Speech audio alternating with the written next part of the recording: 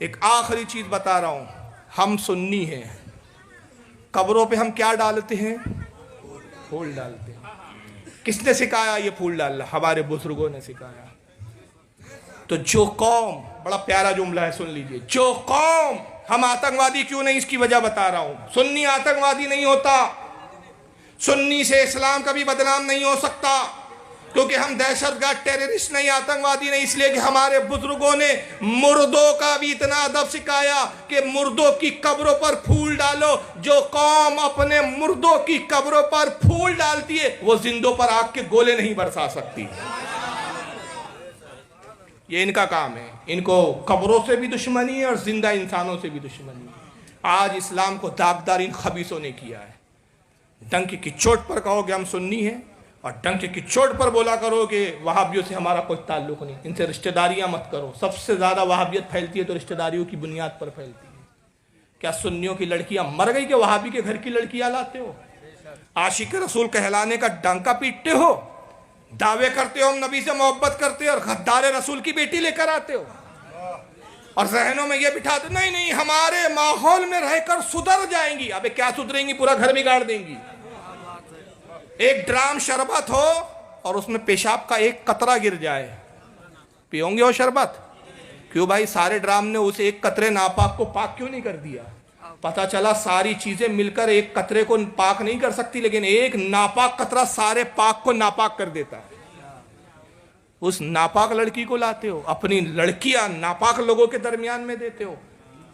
میں ایک جذبات میں نہیں، حقیقت کی ترجمانی میں بول رہا ہوں، خدا کی قسم اگر بیٹیاں گھر میں بیٹھ جائے گوارا کر لو، اللہ نہ کرے کسی کی بیٹی بیٹھے، ہر کسی کی بیٹی کا وقت نکاح ہو جائے، ہاں بولیے آمین۔ لیکن خدا نہ خواستہ کسی کی بیٹی دیکھنے میں کمتر ہے، 19-20 معاملہ ہے، رشتے نہیں آ رہے، اور وہابیوں کے رشتے آ رہے ہیں، اپنی بیٹی کو کوارا بٹھا دو لیکن وہابی کو مت دو۔ اس لیے کہ تم نے اگر اپنی بیٹی کو یہ سوچ کر ایک وہابی کے گھر میں بہا دیا کہ شادی ہو جائیں گی، کسی طرح یہ بیٹی نپٹ جائیں گی، یاد رکھو آپ نے بیٹی نہیں نپٹایا، ایک بد عقیدہ، ایک گستاخ رسول کی نسل کو پیدا کرنے کا ذریعہ دے دیا ہے تم نے۔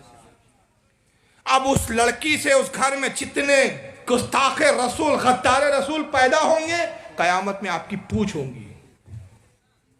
بچوں کا کھیل نہیں ہے یہ، لوگ جذبات میں، ارے مولویوں کی باتیں، معاف کرنا بھائی، یہ مولویوں کا جھگڑا نہیں ہے، ہمارا کسی سے جھگڑا نہیں ہے۔ اور میں ایک جملہ تقریر میں بولتا ہوں، جب پہلی بار ایک جگہ بولا لوگ چونک گئے، میں نے کہا اعلیٰ حضرت کا دیوبندیوں سے کوئی جھگڑا نہیں ہے، آج یہاں بھی کہہ رہا ہوں، اعلیٰ حضرت کا کسی وہابی سے کوئی جھگڑا نہیں ہے۔ سب سے زیادہ بدنام انہوں نے کس کو کیا؟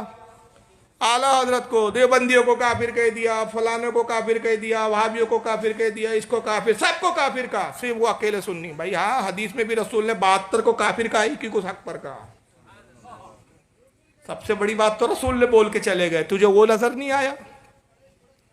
اعلیٰ حضرت نے کسی وہابی کے جھگڑا نہیں کیا، کسی وہابی سے حالت کا جھگڑا نہیں، کسی دیوبندی سے جھگڑا نہیں۔ پھر آپ کہیں گے یہ ہے کیا سارا؟ یہ ساری تقریر تو اسی پہ ہو رہی تھی۔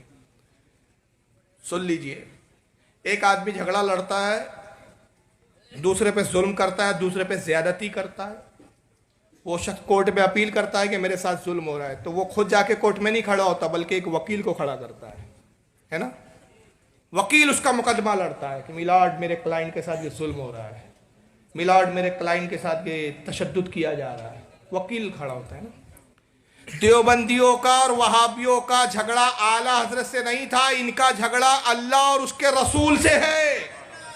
یہ اللہ رسول سے جھگڑا لڑ رہے تھے، کوئی رسول کو جھوٹا کہہ رہا تھا، کوئی رسول کے علم غیب کو جانور اور پاگلوں سے تشبیہ دے رہا تھا، کوئی کہہ رہا تھا معاذ اللہ نبی کا علم جو جانوروں کی طرح، کوئی کہہ رہا تھا محمد صلی اللہ علیہ وسلم بڑے بھائی سے زیادہ نہیں، کوئی کہہ رہا تھا محمد مر کر مٹی میں مل گئے، کوئی خبیث کہہ رہا تھا کہ محمد سے زیادہ عمل میں لوگ بڑھ سکتے ہیں، کسی خبیث نے کہا نبی پاک صلی اللہ علیہ وسلم کے لیے نعوذ باللہ کہ شیطان کا علم نبی سے زیادہ ہے، کسی نے کہا نبی کا میلاد منانا کنہیا کے جنم دن منانے کی طرح، یہ رسول سے لڑ رہے تھے۔ اور کوئی کہہ رہا جاتا اللہ جھوٹ بول سکتا ہے، اللہ جو ہے غیبت کر سکتا ہے، اللہ میں عیب بھی ہے، اللہ یہ سب کرے تب بھی کوئی فرق نہیں پڑتا، اس لیے کہ وہ کہتا ہے ان اللہ علی کل شیء قدیر۔ تو اللہ کو جھوٹا قرار دیا جا رہا تھا، اللہ کو بھولنے والا قرار دیا جا رہا تھا۔ یہ اللہ رسول سے لڑ رہے تھے اور اعلیٰ حضرت اللہ رسول کی طرف سے وکالت کر رہے تھے، اور وکالت کر کے کیس لڑ کے سنیوں کو بتا رہے تھے کہ جان لو ان کو، یہ مجرم لوگ ہیں اور یہ ایسے مجرم ہیں کہ ان سے بچو، اور رسول کی بارگاہ میں عرض کرو کہ یا رسول اللہ صلی اللہ تعالی علیہ وسلم ان مجرموں سے ہماری حفاظت کیجئے،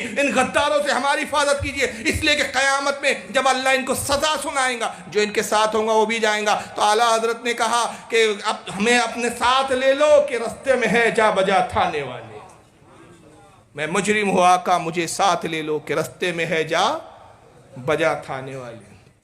تو ان سے بچنے کی ضرورت ہے بھائی، ان سے پرہیز کرو، اپنی بچیوں کو مت دو، ان کے پیچھے نماز پڑھنے سے بچو اور ان کی سننے سے بچو۔ کوئی آئے اور آپ کو گمراہ کرنے کی کوشش کرے، صاف کہہ دو بلّہ صاحب دیکھیے ہم جس عقیدے پر ہے وہ سچا عقیدہ ہے، ہمیں یقین ہے، ہم اپنے نبی کو مانتے ہیں، اپنے خدا کو مانتے ہیں، ہم اپنے طریقے پہ نماز پڑھتے ہیں، آپ کو بات کرنا ہے ہمارے مولانا سے بات کیجیے۔ اللہ تعالیٰ سے دعا ہے کہ پروردگار آج کی اس بزم کو قبول فرمائے۔